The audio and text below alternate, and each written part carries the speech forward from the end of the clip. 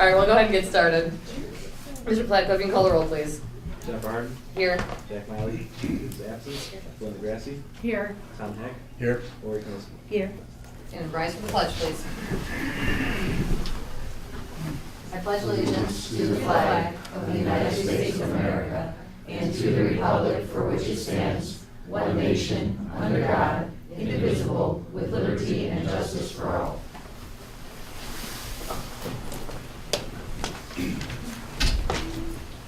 On behalf of the board, I would like to welcome all students, staff, parents, and interested community members to tonight's Board of Education meeting. I'd like to remind everyone that this is a meeting of the Board of Education held in public for the purpose of conducting the school district's business and is not to be considered a public community meeting. There is time for public comment during the meeting in the public participation section on the agenda. First, we have the approval of the December 16th, 2019 special board minutes. I'll make a motion to approve. I can have a second, please. Second. Thank you, Mr. Heck. Is there any discussion? If not, call the roll, please. Jennifer Harden. Aye. Linda Grassi. Aye. Tom Heck. Aye. Lori Knowski. Abstain. Motion carried. And we've got a motion to approve the January 13th, 2020 tax budget hearing minutes, the January 13th, 2020 organizational meeting minutes, and the January 13th, 2020 special meeting minutes. If I can have a second on that, please. I'll second that as well. Thank you, Mr. Heck. Is there any discussion? Call the roll, please. Linda Grassi. Aye. Tom Heck. Aye. Lori Knowski. Aye. Jennifer Harden. Aye. Motion carried. And that takes us to special reports. Yes, we have one today. In an effort to try to highlight some of the great things that are happening in our schools, we would also like to be able to highlight some of the accomplishments from some of our staff as well. We have three special teachers here today that I would like to call up. One is Laura Augustine. Laura, will you come up? Chris Bassage and Richard Schmidt. Laura's district special education coach, has been here 11 years, doesn't seem that long. Chris has been here 14 years, that's in his professional capacity. He was a student here as well, so we can add on another 5 years, right? And Rich Schmidt has been here for 20 years in the district too. And it's great to know that you've spent such a long time in our district and served the kids so well. The reason why we have them here today is because there's, we want to highlight an accomplishment for all three of these great professional educators. So these three teachers were, Riverside is lucky enough that they were 3 out of 50 teachers total in the state of Ohio to be selected by the Ohio Department of Education as Ohio Teacher Leader Liaisons. So we're really excited about it. We know they're going to represent Riverside well, and I'm going to turn over to Dr. Bassage because he's going to give you a little bit more information as to exactly what that entails. Sure. So thank you to everyone here for the recognition. It's always nice to be recognized, and congratulations to the two of you as well. It's an awesome accomplishment. It's been great to join you. So I have another couple of thank yous too. The whole process of teacher leadership really started for me down at the state with actually one of our assistant principals, Nancy LaCorchik. If you remember Nancy was here. She sent me an email in, I think, January of 2017, and she said, there's this ODE teacher leader initiative thing. I don't know much about it, but it looked sort of like something you'd be interested in. You should put your resume in. So I did, got selected, and ended up being a part of the very first kind of big push for teacher leadership in the state of Ohio, and that was the group that designed the teacher leader framework.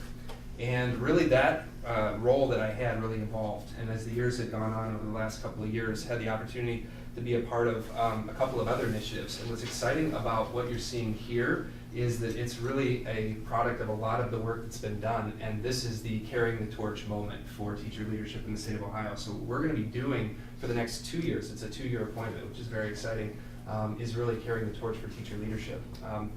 For me personally, I would also like to thank the administrative team here at the campus. I know for me personally, being a part of several of the initiatives, I needed days to go down to Columbus, and there were many days where I wasn't here, I was there, and I really appreciate the support. Nobody ever said, oh, you know, maybe you shouldn't be a part of that group or this or whatever. I really appreciate the support that I got from our district too. So just to give you a little bit of background kind of on a couple of the other things that go on at the state as well. This is 3 years that they've been working on this. One of the things that they put together also was something called a Teacher Leader Advisory Council. It was a group of superintendents, administrators, higher education professors. We had OEA representatives down there. We had teachers, teacher leaders that really tried to get teacher leadership off the ground after that framework was created. So we created a teacher leadership toolkit, which we've actually used in our district to help train our teacher leaders. We just did a few weeks ago. We used the toolkit. And what was very exciting, and Rich and I were a part of this last year, they had the first ever Teacher Leadership Summit, which was down at The Ohio State University. And we both presented there, and there was a couple hundred people there. They rented out the entire student union, and they're having a second one this year. And part of our job responsibilities this year are to plan the second summit, which is very exciting. So it's kind of cool for me, at least, to see things from the ground floor, and then to have some help here with people that I see every single day almost, and to share a lot of those things. So for those of you that don't know, teacher leadership isn't just about student improvement and school improvement, although it's very much about that. It's also about professional development for the teachers. And when you develop your teachers and you develop leadership qualities, I think, in your teachers, there's great things that happen. You have a greater investment in the people that are here, and I think you have a level of care and attention that people give because they enjoy being here. To share a short story with you about my daughter, she's 4. I've kind of trained her well, I think. I tell her every day that I go to school, I don't go to work. And for me, that's an important distinction, and that is largely a result of many of the things that I've gotten to do here and the responsibilities that I've been allowed to take on because of my teacher leadership roles. So I'm excited to spend the next 2 years with the two of you here, and I appreciate all of your help and support and the recognition tonight as well. So thank you. On behalf of the board, I would like to present each of you with a certificate of recognition. Mrs. Augustine. Thank you so very much. Dr. Bassage. Thank you. Mr. Schmidt. Thanks. And I'm just putting it out there right now. There's no handshaking, there's just fist bumping because it's flu season. Just putting it out there. Congratulations. Thank you very, very much.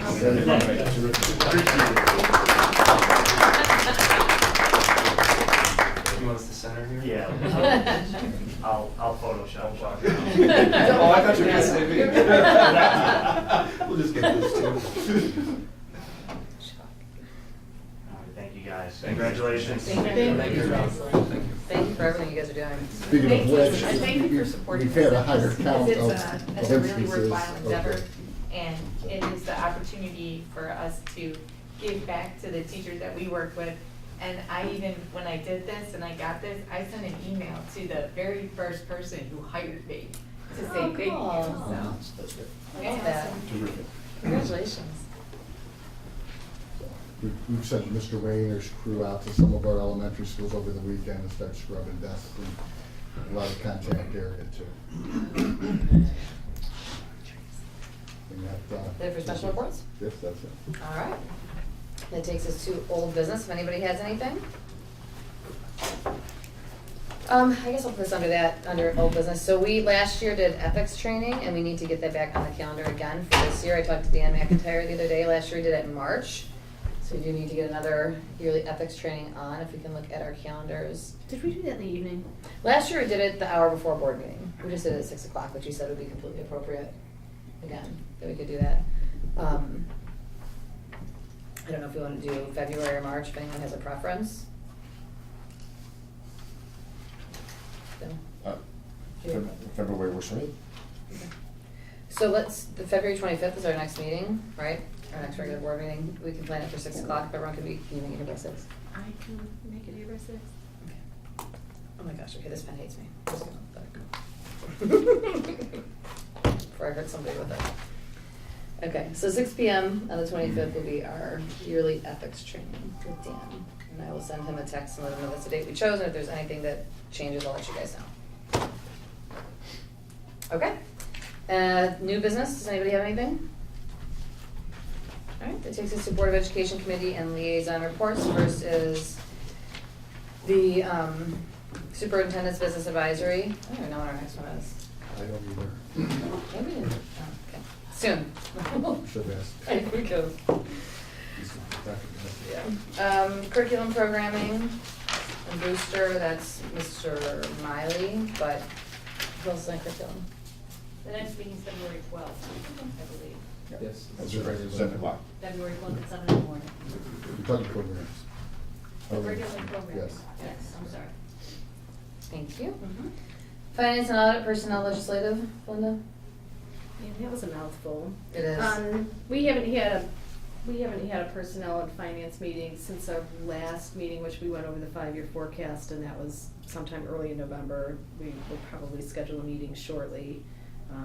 Haven't had anything there, so we'll get that on the agenda. And then some of the things that, working on for the legislative committee, I'm just tracking some of the things that are going on with legislation and the school vouchers. I'm sure somebody has an update on that, so I'm gonna let you guys speak to that.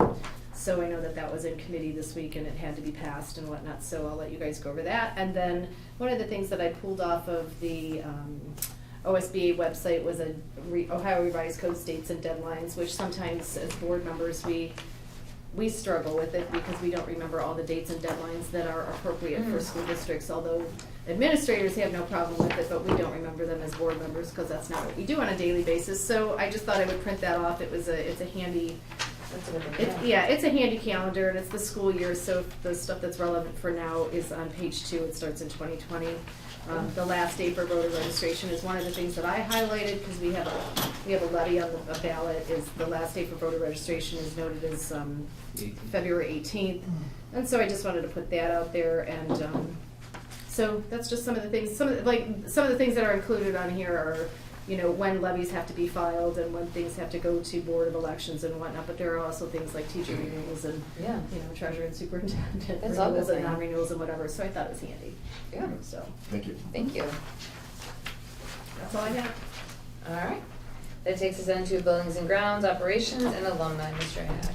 So we have not had a buildings and grounds meeting. I was not able to attend the Alumni Association meeting, but I will do both those things next month and have a more thorough report.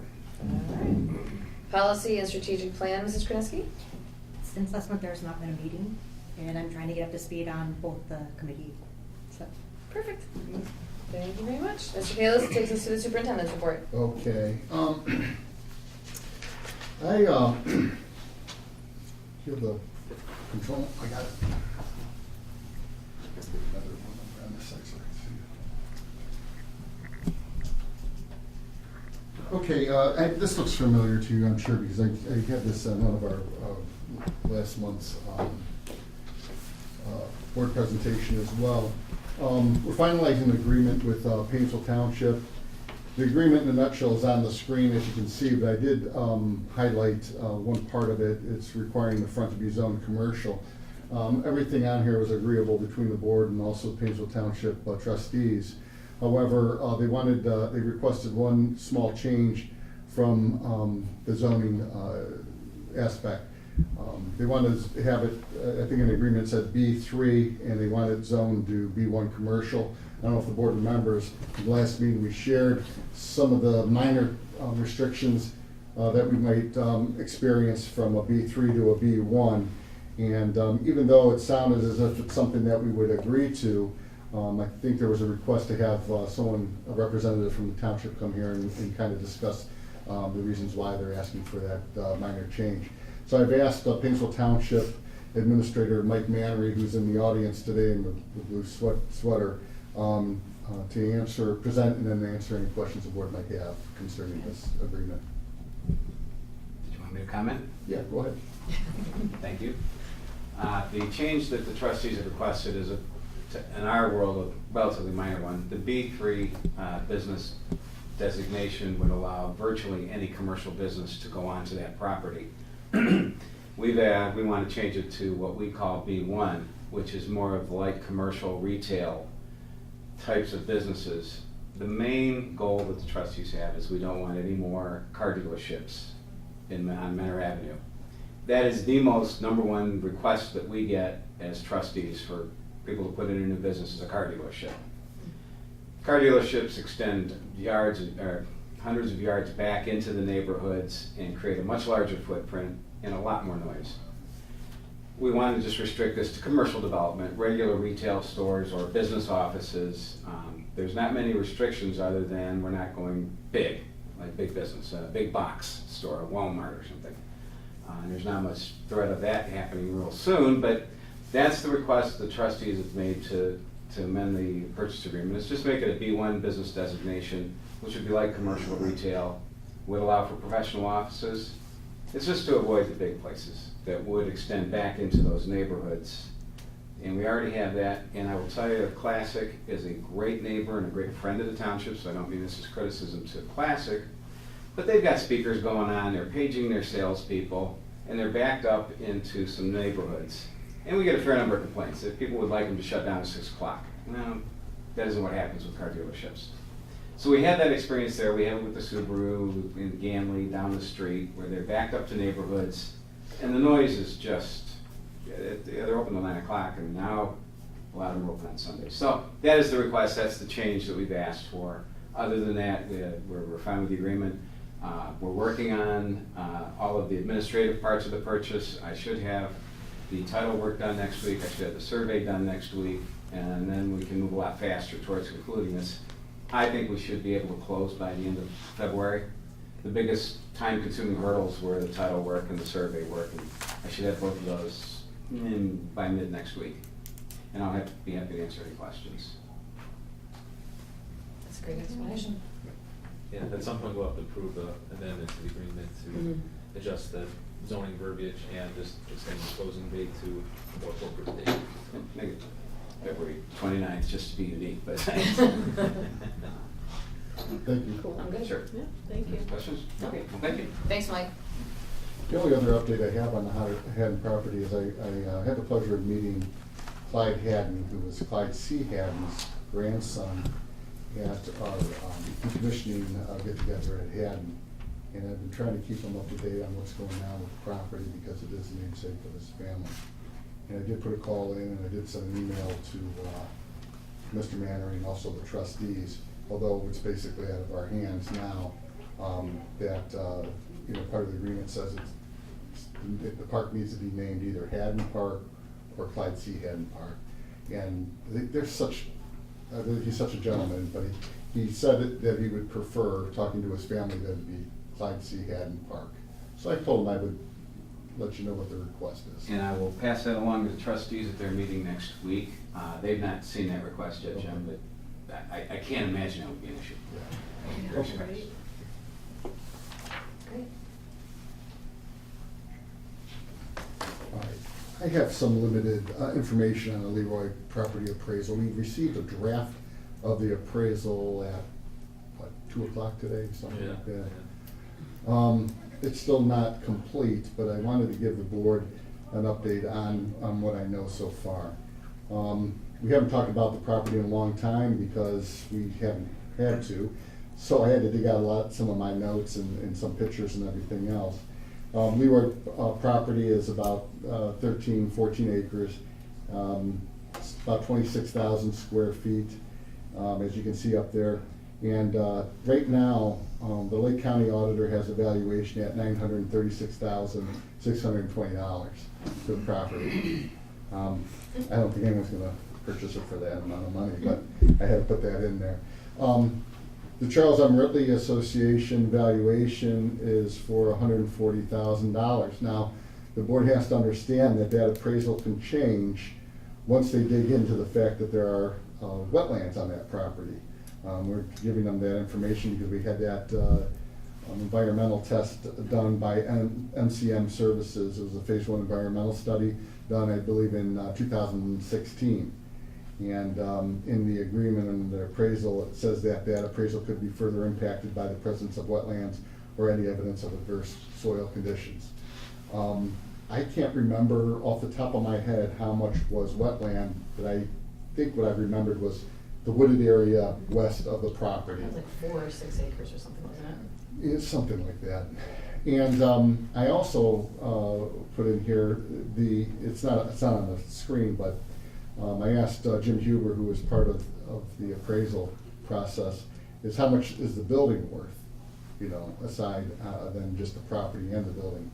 And he said the building on 6+ acres or so would be worth about $90,000. But he also told me too that rule of thumb is if there's wetlands around and in the area, you could probably knock off 20 to 25 grand off the property. So I don't have an answer for the board right now because Gary and I have to actually sit down, figure out how much that property is worth with 14 acres, how much the property is worth without a building, how much it is with the building, how the wetlands are gonna impact it. Are we gonna get into a position where the abatement and the demolition exceeds the amount of what it's worth? I mean, there's a lot of different combinations. We have to figure that all out before we truly decide how to, what direction we're going with the property. We obviously don't want to be in a position where it's going to be costing the district money to get rid of 14 acres of property. So we'll be working on it. Like I said, this appraisal was in draft form just today. We received it.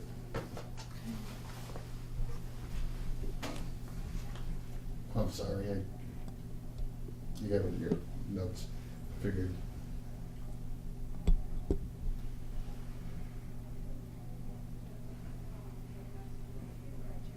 Just want to get the camera on for a few seconds. Bandstand update. I'm going to let the board know that I'm having probably more difficulty with the bandstands than I did with two huge elementary schools, just so you know. I got an email back in January, I think it was late, it was middle of December, but in it I believe it said that January 20th they would have the bandstand ready to erect on that site. Well, we don't have it. So I asked them for another update. And what I have is what's up on the screen. The bleacher system was supposed to arrive. They said 1 or 2 weeks. I put 2 weeks. I was going to put 2 months down, but I did put 2 weeks. They said it'll take about 1 week to erect the bleachers. I told the contractors, you got to understand that if you're not putting it up during winter break, we have arrival and dismissal, and it gets pretty hectic out there, and it can't get in the way. I don't know if the board's ever been on campus when someone delivers here, right in the arrival and dismissal. Yes. It is a mess. So we just don't want them to get in the way. They said they're cognizant of the times and they'll try to avoid them. I think we'll be done before like spring sports start getting well, out into the stadium. I don't know, Mrs. Harden, so Let's it hope. should be. It's supposed to be done in August. Well, right. They're chasing these guys down a lot. Yeah, it should be. But anyway, finished work will include site restoration. They're gonna make sure that they regrade where that construction road is, reseed, and make it look as if they were never there. This is looking west-southwest. It's actually pretty nice out there, but it's just not done yet. This is looking east, and that is looking west. So if I have any more updates, I will report to the board. All right.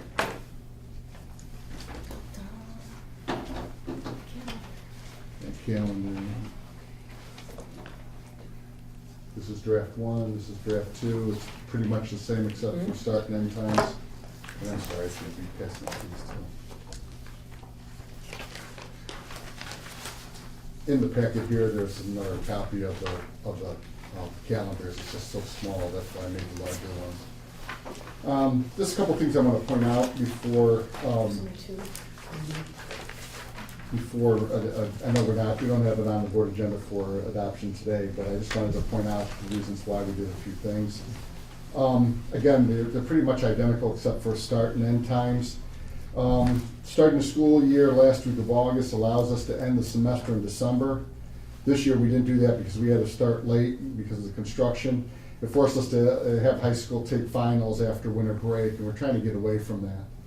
If we start it in the last week of August, it at least gives us close to about, I believe it's 38 days or so of a quarter, and then another one of 38 days, where we would be able to have the kids take the finals and not have to wait 2 weeks to come back from a break to take finals. We just don't like that idea that kids are coming off a break and taking finals. That's how we did it this year. We didn't have a choice. So by doing this, at least we would have the semester done on December 17th. The blue spot that you see on the 18th of December, We wanted it on that day instead of January 4th. It's a reporting day for teachers. And the reason why we did that is we didn't want the parents to have to wait 2 weeks before their grades are posted for their kids. Kids may not want it that way, but I think the parents would. Also, the only other thing that we've deviated from past calendars is the fact that we've always had spring break the last week of March, full week of March. Because of where Easter ends up, we decided that we should push it back 1 week, or push it up 1 week. So in other words, we would have spring break from March 22nd to the 26th. I'm sorry, 29th through the 5th. Otherwise, if we had it the way we typically would have it, we would have spring break from March 22nd to the 26th, have a 4-day week, and then we would have Good Friday and Holy Monday off. It just didn't make a lot of sense because Easter fell very close to what is typically our spring break. So by doing this, we can encompass both. We can have spring break, have Good Friday off, and then Holy Monday, and the kids would return on Tuesday.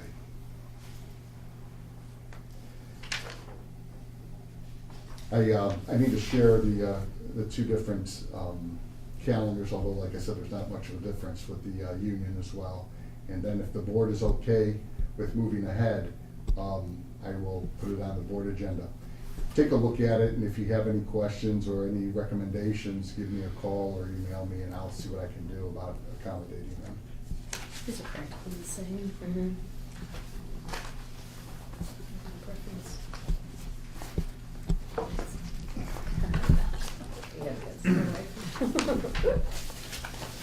I wanted to share just something that I was able to not participate in, I was able to witness, was the fact that something great has happened with our band recently. They performed at Severance Hall, and I was invited to go. It was this past Sunday. The program was sponsored by the Cleveland Institute of Music, and it's a concert series that they conduct. And it was the 17th annual Northeast Ohio Band Invitational.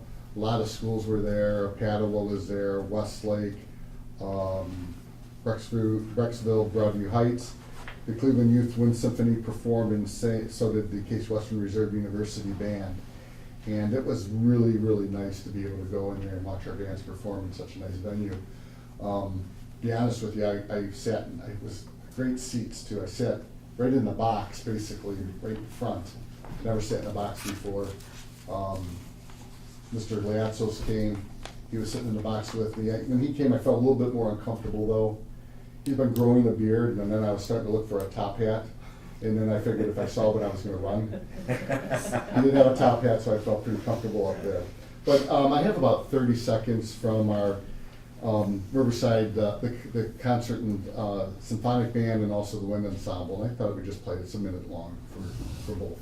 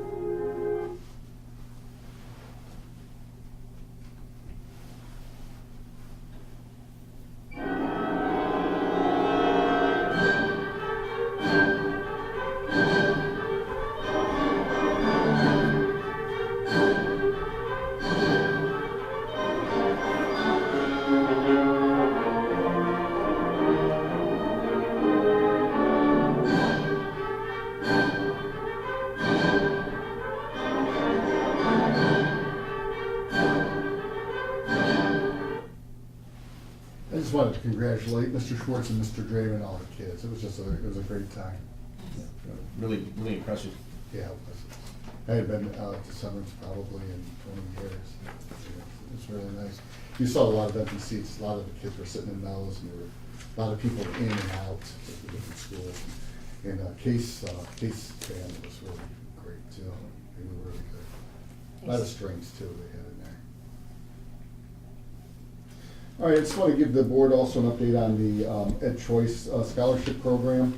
I've been talking to Tony Potajo from the Alliance, probably talked to him 4 or 5 times in the last couple of days, and let me see if I can even get this straight, because I talked to him about half an hour before the board meeting. The Senate created an amendment easing the grade and requirements for public schools in terms of the Ed Choice, and it was sent to the House today. The House voted it down, and from what I understand, even though the Senate has eased up some of those requirements for some of the public schools, the House doesn't think it goes far enough to prohibit the expansion of vouchers, okay? So they voted it down, and right now they're in a conference committee. They think it's gonna be a very long day tomorrow. Depending on what comes out of that committee will depend on whether or not the Senate will, if the House agrees to what the Senate has proposed, we're good. If they change something, it kicks back to the Senate, and the Senate's gonna have to approve it as well. So right now, the House has a full session tomorrow at 1 o'clock, and the Senate, because of the chance that they might pass it, will be if something changes, they'll be in a meeting at 1:30. So they think it's gonna be a kind of a long day, and they hope that it gets done tomorrow, because the deadline is February 1st, and they don't work on Fridays from what I understand either. So, if you look at the chart that I have there, you'll see the first row of yeses is what it would be like right now, because that's what the law is. The yes means that those schools, and I only copied Lake County schools, those Lake County schools would be under the requirements of Ed Choice. You can see Fairport has a couple of buildings, Kirtland 1, Madison 1, Mentor 2, Painesville City 5, Riverside 1, Wickliffe 2, Willow East Lake 4. But if it's approved by the House, the way the Senate had created the amendment, it's all the yeses, nos on the right. So we would be taken off that list.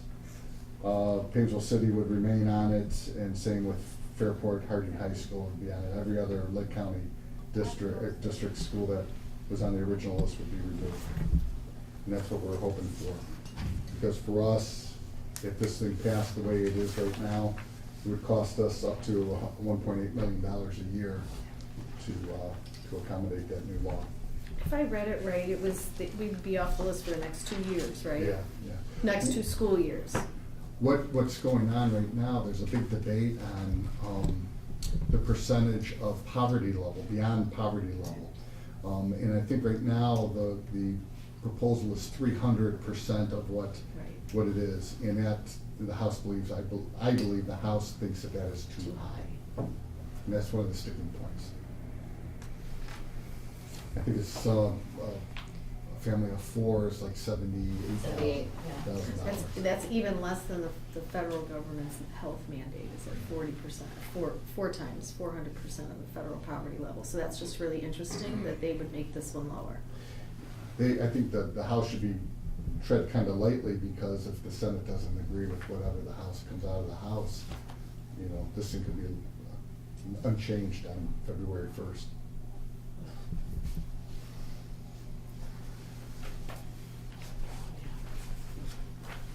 You already know what month it is, right? Of course. It is Board Appreciation Month. And what I wanted to do is I wanted to thank you very much for the service to our community. You're always making decisions on what's best for kids. I know most of you have been through some good times and not so good times on the board, but we're always able to weather the storm without compromising the values of our district. And not too many people know how much time and effort you all put into what you do. And just wanted to say that we thank you for it. And on behalf of the administration here at the Riverside local schools, I'd like to say that we appreciate all that you do for the kids in our district. Thank you. You're welcome.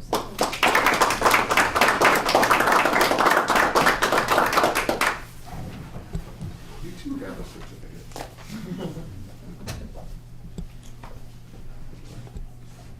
Thank you.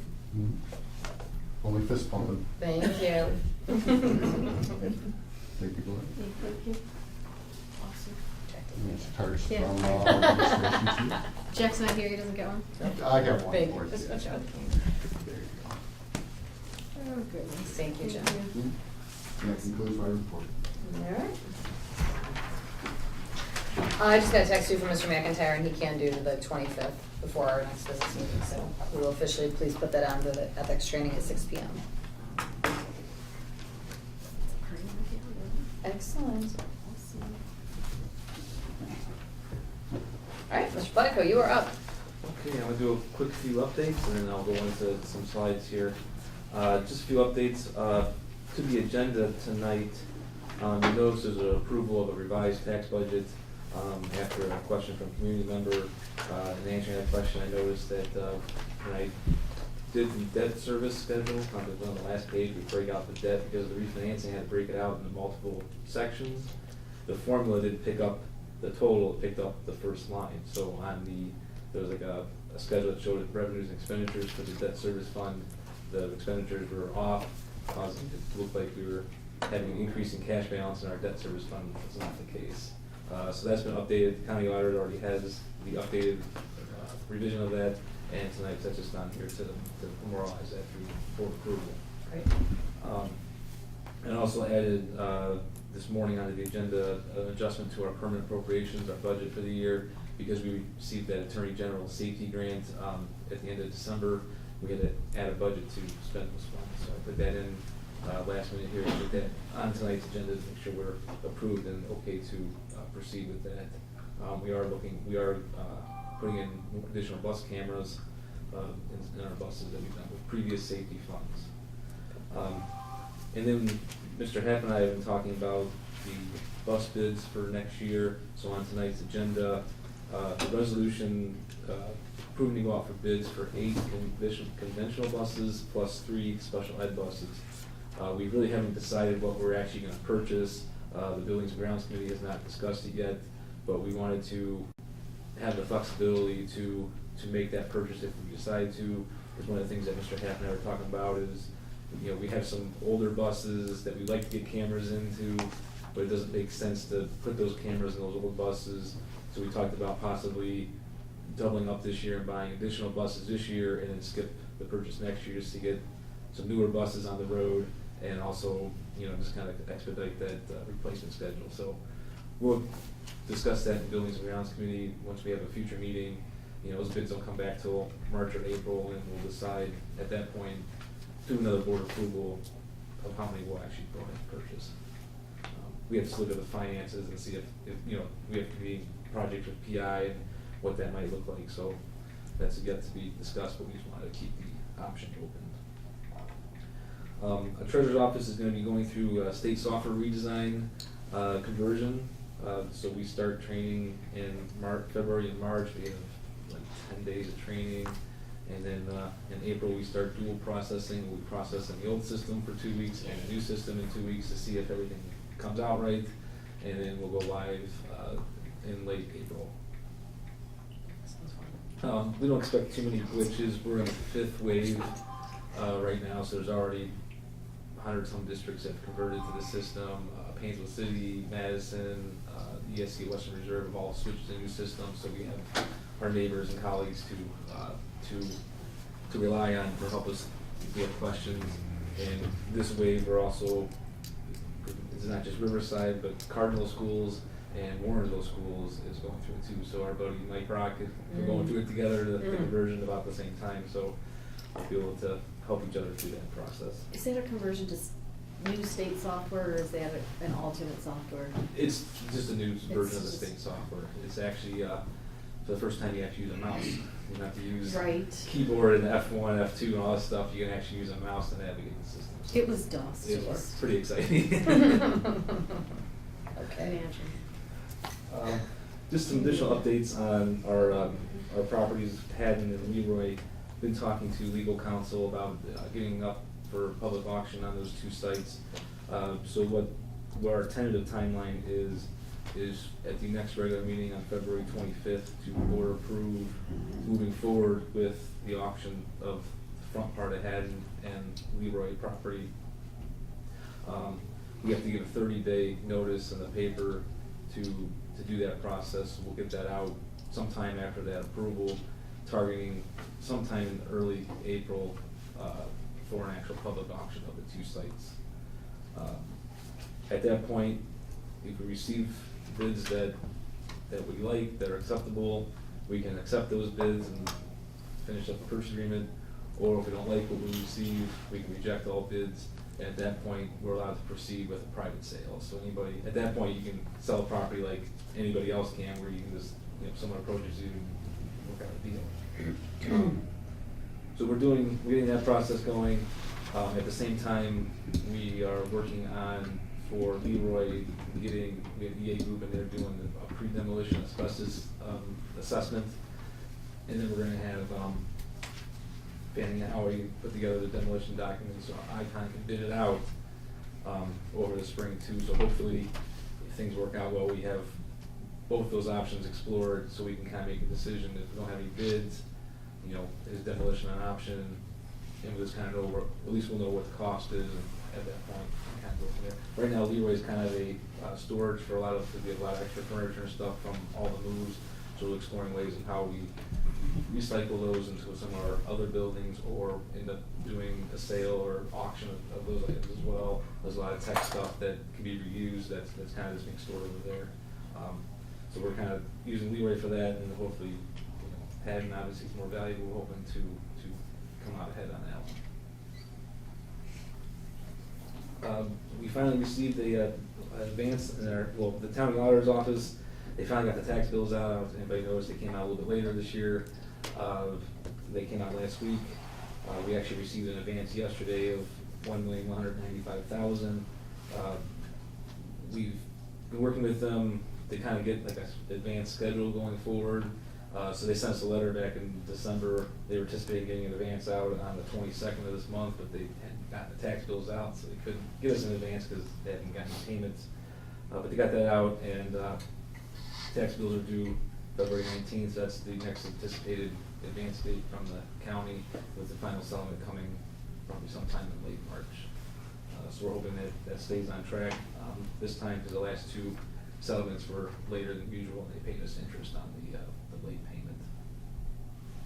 And the last thing for the slides, I have the financial state of the schools. Part of my goals this year was to schedule to go to each of our communities, trustees or council meetings, to kind of give a financial update to each of those boards. And I wanted to kind of go through that with us tonight, just to kind of go through what I plan on presenting. Some of the stuff is routine that you've seen from 5-year forecasts. Other stuff like tax rates and things like that, we go over every year, but they're now updated, so it's good to do a refresher. I have Painesville Township scheduled on February 4th to go to that meeting. Concord Township tentatively scheduled for February 19th, with March 4th as a backup date if that doesn't work out. And then Leroy on March 16th. Leroy had 2 meetings between now and the election date. One of the slides is about the financing district. The February 3rd meeting for Leroy, Chuck Clove's out of town, so there's only 2 trustees going to be at that meeting, so they figured it'd be better to push to the next one. So I'll just go through the slides fairly quickly, because a lot of stuff is stuff that we've gone over before. Just kind of go over Riverside revenues. The big, large part of the pie, blue there, is general property real estate tax, makes up about 57% of our revenue. Unrestricted grants and aid is 18% of revenue. That's basically your state funding. And then all other revenue is about 10%. And that includes revenue from the joint financing district and other miscellaneous revenues. And this is based on 2019 fiscal year. Just kind of go over what our current levies are in place. We have the inside millage at 4.8 mils. The cumulative levies through 1976, when House Bill 920 went into effect, is currently at 11.84 mils. We have a 1980 levy at 2.29 mils, 1986 levy at 2.72 mils, the 2009 substitute levy at 4.17 mils. That replaced the 2004 emergency levy, just as a side note. And in 2017 was the operating levy at it's collecting at 4.52 mils now. The total general fund millage is at 30.34 mils. And you add on the PI levy that was in 2016 at 2.3 mils. That replaced an existing 1.89 mil PI levy and an expiring 0.85 mil bond issue. And then the construction for the first phase of our facilities plan originally passed at 1.92 mils, is collected at 1.55 mils, for a total millage for the school district of 34.19 mils. The next slide shows a comparison of tax rates in Lake County, and Riverside is the third lowest school district tax rate in the county. There's an asterisk by Riverside, Madison, Perry, and Painesville City, because we're members of the financing district. That's an additional 2.28 mils is not included in those numbers, but you add those numbers in, the order stays exactly the same. We're still the third lowest in the county. You can see Wickliffe at 63.78. Now, they just recently passed the bond issue over there to build a new campus. That was 10.97 mils plus a half mil PI levy, which is why they're up there at 63.78. And you can see where the rest of the districts fall. Perry's always at the bottom because of the power plant, and that might change if, depending on what happens with the future of that. So March 17th ballot, this is just the 10,000 foot overview of the financing district, which is the joint levy between Madison, Painesville City, Perry, and Riverside. The ESC of Western Reserve, which used to be the Lake County ESC, is the taxing agent. Current millage is at 2.777 mils. Cost to taxpayers 69.74 per year for a $100,000 home. Since it's a historic levy, it still qualifies for the 10% state rollback and 2.5% owner-occupied credit. That's important for keeping the cost to homeowners lower by renewing it rather than putting up a new levy. And then just kind of an explanation of what that levy is used for. And then in November, the levy failed by 30 votes. I think the important point there is every vote matters. It's important for everyone to get out and vote and make sure the voices are heard, because the difference was 0.18% on that election. Next month at my treasurer update here, I'm going to go through the full presentation for the financing district, since that will be the last board meeting before the March 17th election. And I have some updated figures that were a little bit farther along from the last presentation on that. Just kind of go back in time, just review the May 2017 operating levy. When we passed that, we were able to restore elementary level specials and art, phys ed, and technology. We were able to restore transportation to all students residing a half mile or more from school. High school busing didn't exist before that levy, now it's back. We also were able to reduce the pay to participate fees to levels of $200 for high school sports and $150 for 7th and 8th grade. Limited our deficit spending and it offset reductions in state funding due to phase out of tangible personal property tax. So we used to receive $3 million a year in 2011, and you can see it slowly phased out, and then starting in 2018, we received zero at that point. Will East Lake's been trying to pass a levy. They've been hit hard by the TPP phase out. For them it was over $8 million. For us it was $3 million still. It's a lot of money that was lost in those phase outs. And a lot of people do confuse this levy with the construction levy, because the phase one construction levy was a smaller millage than this one, so a lot of people contribute the increase in taxes to that, and it really includes more of this operating levy than the construction from phase one. State revenue per pupil, Riverside receives the third lowest amount of revenue from the state in Lake County. Just looking at the list, Painesville City received $10,305 per student, as opposed to Riverside that receives $3,370. Only Mentor receives slightly lower this year. That flip-flop from last year. They were slightly above us, and then Kirtland gets the lowest amount. The state average is $6,170.90 per pupil from state revenue. And this comes from a report from the Ohio Department of Education called the CUP report, and this is for fiscal year 2019. They have historical reports going back. You can kind of do an analysis. Perry's at the second highest, and that's because of tangible personal property tax reimbursement. They still get the regulation fund, which is why they are up on the top of the list and not where you think they'd be towards the bottom. Expenditures, Salaries is the blue section there, 52% of our budget goes for salaries, and then another 22% goes for employee retirement and insurance benefits. Purchase services is about 21%. If you were to pie graph every district in the state, it all look very similar to this, slight deviations, but always salaries and benefits are the largest portions, because it's more of a service that we're providing, and you need people to provide that service.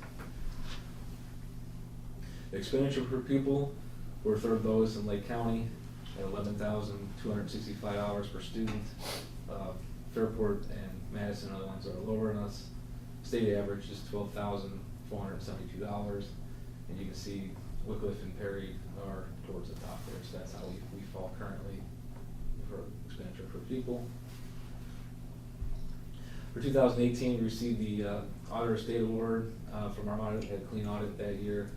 2019 is in progress right now, and hopefully we'll find out next month or two where that stands. 2018 was the fourth consecutive year of the award. I think it was the 6 out of 7 past years, or 7 out of 8 past years. I'm not sure which one it was, but there was one year we skipped, but we had 4 years consecutive since 2015. And then just talk a little about transparency. We implemented board docs in 2017 for our board meeting agendas. They're released publicly the day before each board meeting automatically. Each meeting is linked to the minutes once they're board approved, and to the video of that meeting. We record all of our regular meetings, and historical data goes back to calendar year 2013 is added in there. It's all searchable, and all the minutes, agendas, and videos are also found on the district website. We're also on the Ohio checkbook. It's updated after each month is closed. It goes back to the 2012-2013 fiscal year. We're like 2 months behind right now because there's a glitch where it's not uploading, and waiting to hear back from the support to get that up and running again. So I think it's about 2 months behind right now. And then also on my treasurer page, I have the link up there. You can find our current 5-year forecast and assumptions, some property tax information, our public records policy, records retention schedule. There's also a link on there to the Auditor State website, the fraud webpage. We have the link to the Ohio checkbook, monthly financial reports for the past 3 years, audited financials, and copies of the Auditor State awards are all available on that website. That's pretty much all I have. Awesome. Thank you. It takes us to public participation. Anyone wishing to address the Board of Education will be recognized by the board president. Speakers are requested to identify themselves and their topic. Comments are limited to 3 minutes. Okay. I'll say, I have a few questions. Mark Pelcom, Dr. Kayla has a couple of questions. First one pertains to the tornado shelter requirement for new schools. Construction after September 2020. Is it wise to rush into a levy in order to circumvent the proposed shelter? I don't think anyone would run into a levy without having the idea that they obviously need to replace an old building, regardless of a regulation that may come upon us in September. I think the board would decide to put up that levy, like I said, regardless of whether or not that's a requirement.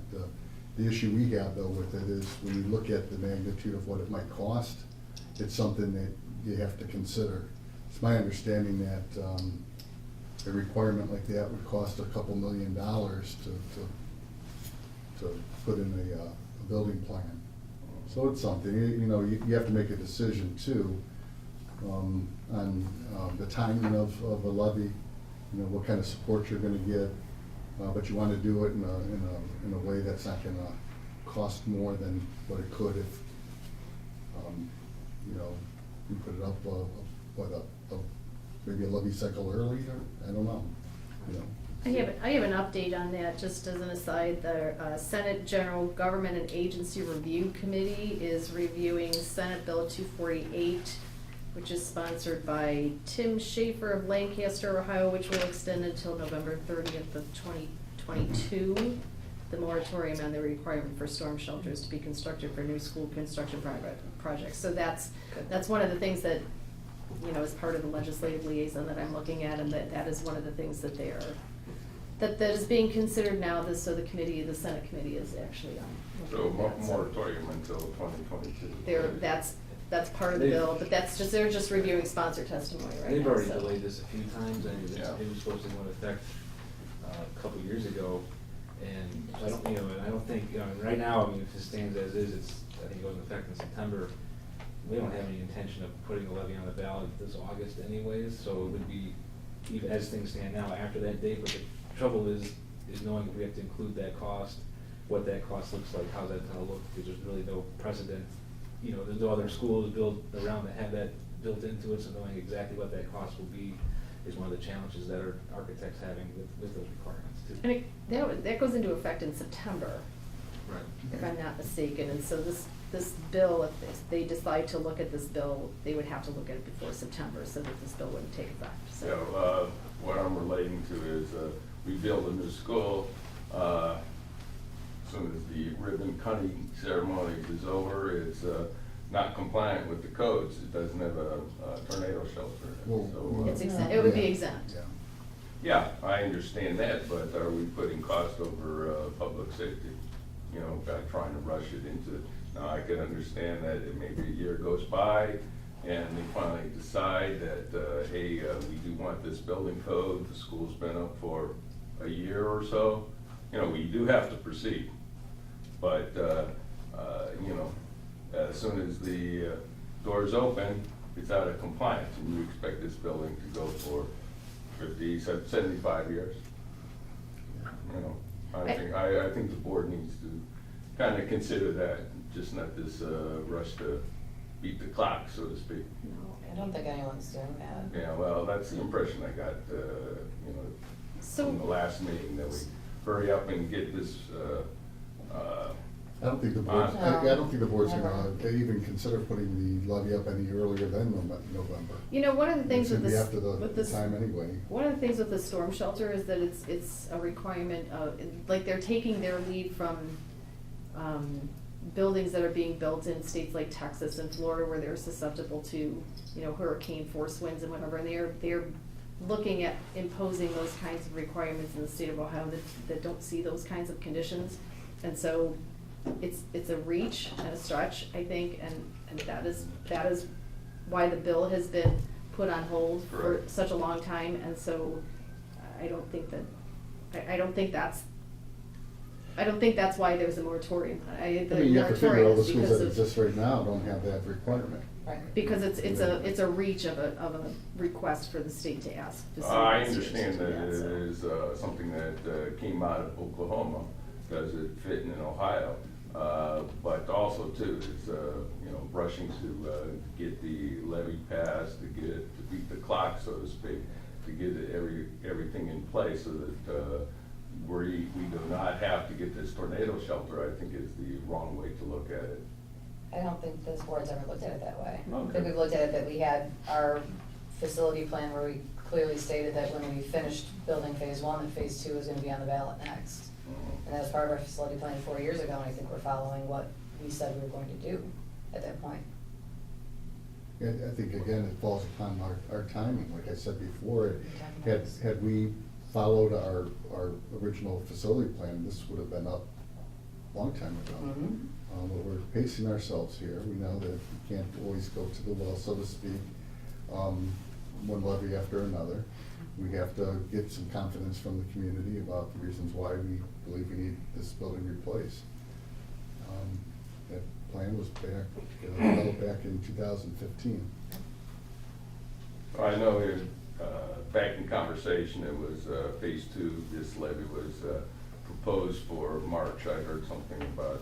There was some discussion about it. Yeah. We Lucky can't- the Irish, March 17th type vote, and, Yeah. we'll get it in. Well, If that was the case, everything's we in put a transpired. levy on, when we have to put levies on, we'd always put it on March 17th. It just fell that way. We can't, even if the board decided that, to move ahead with the bond, which we haven't decided yet, the board hasn't, it'd be foolish to put 2 levies on, I Sure. believe, at the same time. Yeah, I just wanted to mention to the board that I think it possibly could be a rush of judgment on this tornado shelter about trying to beat the clock, so to speak. If the law passes in September, it's gonna be a moot point anyway. Yeah, correct. What's the school board's reasoning for why Riverside John R. Williams should be raised and rebuilt? In phase one, consolidation of the schools would require adding on to old existing structures, and it was determined that was not a good long-term plan. Would this raise and rebuild result in consolidation of buildings, increased efficiency, better use of tax dollars, or simply that Riverside John R. Williams are too old? They're old. We did a comparison of schools in the area as well. Mr. Placco has some of that information. But the second phase would allow us to decommission two other aging elementary schools, convert Lemoth into another elementary school, and then have a 6-12 complex here. So again, we would be reducing by a few more schools. We'd also be doing something a lot better for students too by having a true 6-8 building instead of having our 8th graders on the campus with high school students. I mean, I've got an 8th grader, I've got a 10th grader too, and it's fine, but it's not what's best for kids, for 8th graders to be So it's one here. thing, yeah, I know Chardon just recently, they put the 8th grade in the high school. But if you think about it, our transition is not a real good situation. In the 2-year period, you're going from 5th grade into the high school. And typical middle school, 6 through 8, it's a little bit longer time to transition.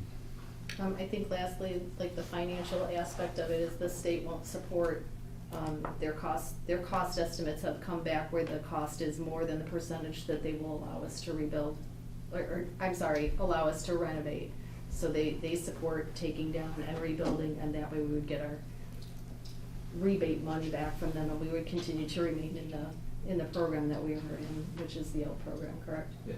So. At what age of the school do they It determine doesn't, that it's the age doesn't have anything to do with it, it's the cost to renovate. They look at cost data, cost to renovate? yes. There's what's called the Ohio School Design Manual. Mhm. If you ever pulled it up, it's probably 2,000 pages long. It tells you how the state recommends you build a school.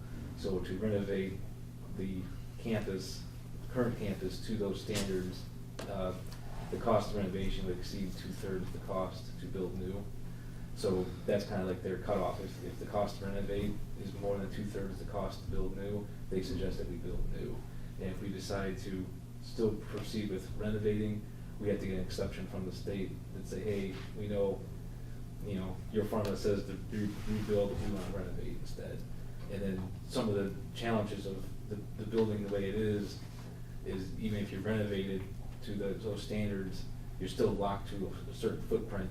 And it's, being an all masonry building, it's hard to move classrooms around because it's all kind of, set in stone pretty much. So that's one of the other challenges, that even if you do renovate it, you're still stuck in that footprint. You can't.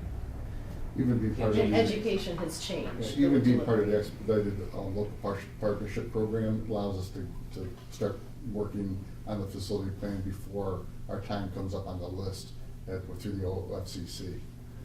Which if we stick to the plan, as Mrs. Grassi said, we'll be credited back around, $13 million to use on the renovation of Lemoth.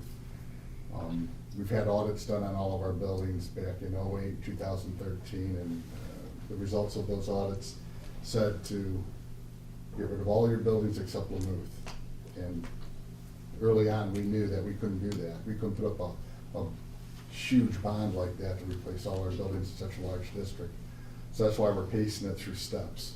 We're trying to do it in a fiscally responsible manner. And I know no one likes, additional taxes through levies, especially bonds. But to Mr. Placco's point, it would cost us more than 2/3 to renovate, and they say at that point it's not worth it. So you have looked at renovation and submitted yours to the state, and state has submitted saying that raise and rebuild pretty much. We're over 73%, I think was the figure, if I remember correctly already. Thank you. I just, I think that the taxpayers are an integral part of education. They're just not faceless entities that you extract money from. And that has to be looked at. I think part of the discussion that we need to have further is we promised that when we put out this plan back in 2015, 2016, that part of that plan would require us to build a 6-8 building. And we promised the taxpayers that we would put it up. If we put it up, I'm not so sure if it's gonna pass, but I think we have an obligation sometime along the line to put it up and have the community speak as to whether or not they want a new building. If they vote yes, that's great. If they vote no, I'm not so sure that the board would put it up, right up again, you know, like a lot of other districts do. But at that point, we're gonna have to do something with the building. And that means, you know, we're not just patching walls here and there. We're gonna have to do some large-scale improvements on the building in order for it to be functional. This guy stays up late nights worrying about and getting up very early in the morning, making sure the buildings are running, especially during the cold season. And he can tell you, it's, you know, it's not like a new building, that's for sure. A lot of issues here, you know, that you just don't see. Windows, our HVAC system, and I've always said anytime that someone wants to go through our buildings, I'm happy to do a walkthrough with anybody. Sounds good, I'll take you up on that. I'm available. Because I missed that guided tour. No, I'm happy to do that. If I just see that $132 million for raise and rebuild, where less than half of that for refurbishing. I think it'd be more than half of that, probably. You think so? Yeah. But then again, we have 2 elementary schools that are still up. We don't have room to move 6th and 7th graders over to this campus. So we would have to also maintain Buckeye and Melridge for the time being as well. The other thing I was gonna mention too, if you're ever interested, we do have the audits from 2013, if you wanted to come in and take a look at them as well. They We looked have at them them again online, as didn't we? 2000, they Six- did them again in 16. Yeah, 16. Or that's before right. we started the high school conversation, Yeah. they updated those. Well, we have them. I think one of them, I think it's posted on the website somewhere, and there's a facilities plan link, and there's, I mean, it's things like 700 pages long. It has pictures of each building, and, you know, goes into the. Goes down the line item, all the things that are right or wrong with any type of mechanical roof, HVAC. It also looks at the site plan, it looks at safety. There's a lot of different angles on it. It amazes me that they can do such a thorough job in a relatively short amount of time, but they have all these experts and that's all they do, is they come into the buildings, they dig into the guts of it, and they give us this report. So the state is so accurate on telling you that you need to raise and rebuild your building so old, but yet they're messing up on this ed choice type situation. What kind of confidence do I have from the state that they have these right figures and telling us that this building is too old? Need to raise and rebuild. I'm not sure. That's just a rhetorical Oh, question.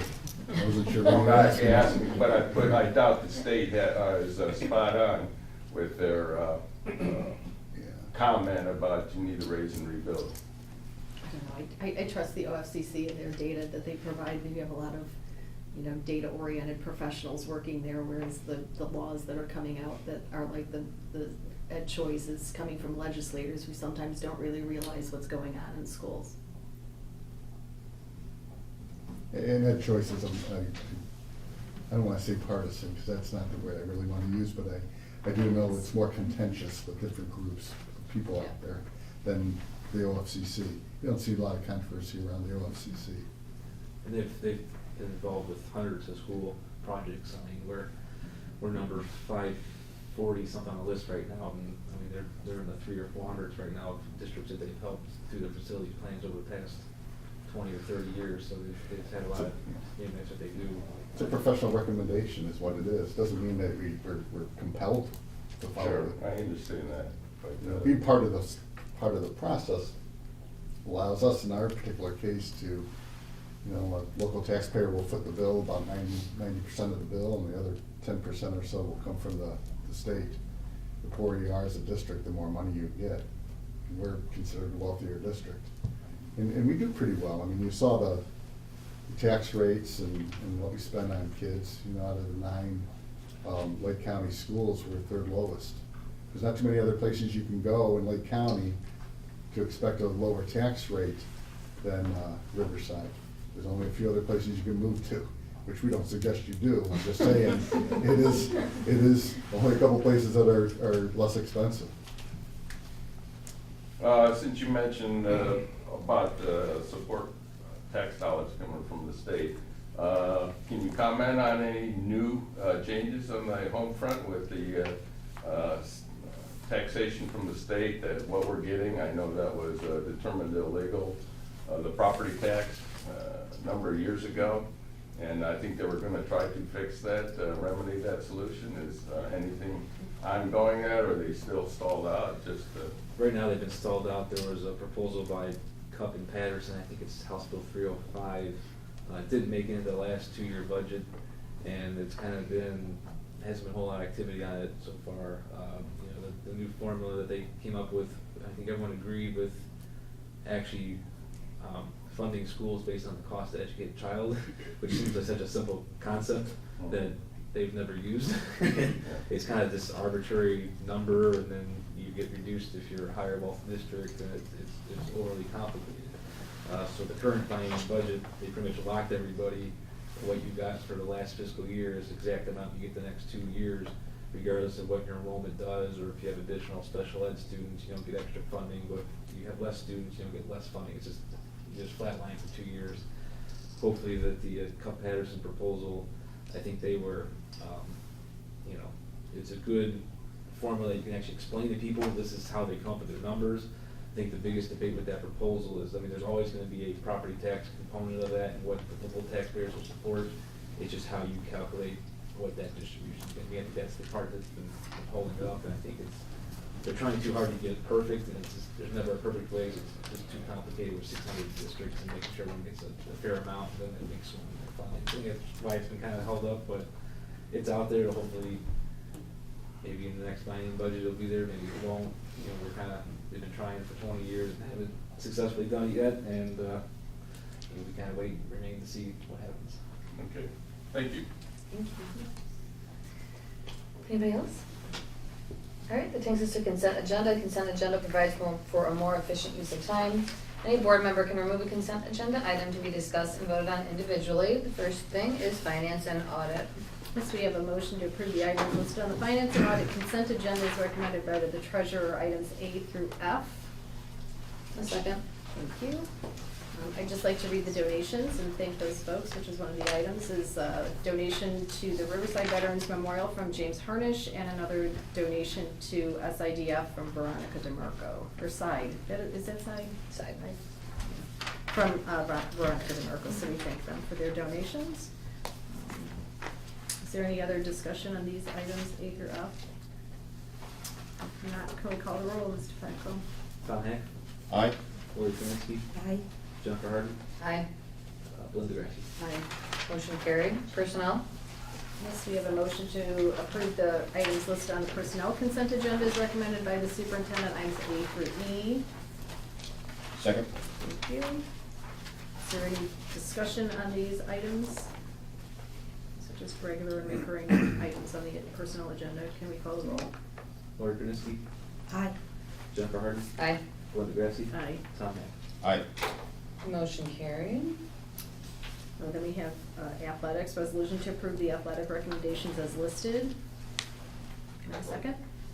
Second. Thank you. Is there any discussion on those? And if not, can we call the roll? Jennifer Harden, Abstain. Linda Grassi. Aye. Tom Heck, Aye. Lori Krenski. Aye. Motion carried. Curriculum programming. Who's on that? Yeah, this is Jack. Tom. Tom. Let's do Tom. Okay. So, that is.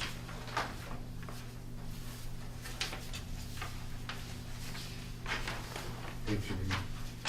Thank you. Motion to approve the items listed on the curriculum and programming consent agenda, items A through E, as recommended by the superintendent. May I have a second, please? I'll second. Thank you, Mrs. Grassi. Any discussion? Can I just ask one quick question? The agreement that we're signing with Lakeland doesn't conflict with the, like, we can have more than one agreement with our College Credit Plus Oh, yeah. universities in the area, correct? Yeah. That's Yeah. correct. Okay. I'm just curious. Any other questions? Can you call the roll, please? Glenn Grassi, Aye. Tom Heck, Aye. Lori Krenski, Aye. Jennifer Harden. Aye. Motion carried. Buildings and grounds. Motion to approve the items on the buildings and grounds consent agenda, items A through F, as recommended by the superintendent. May I have a second, please? I'll second. Thank you, Mrs. Grassi. Any discussion? How many more change orders we got going out there? There's a couple of the Couple works, some small ones.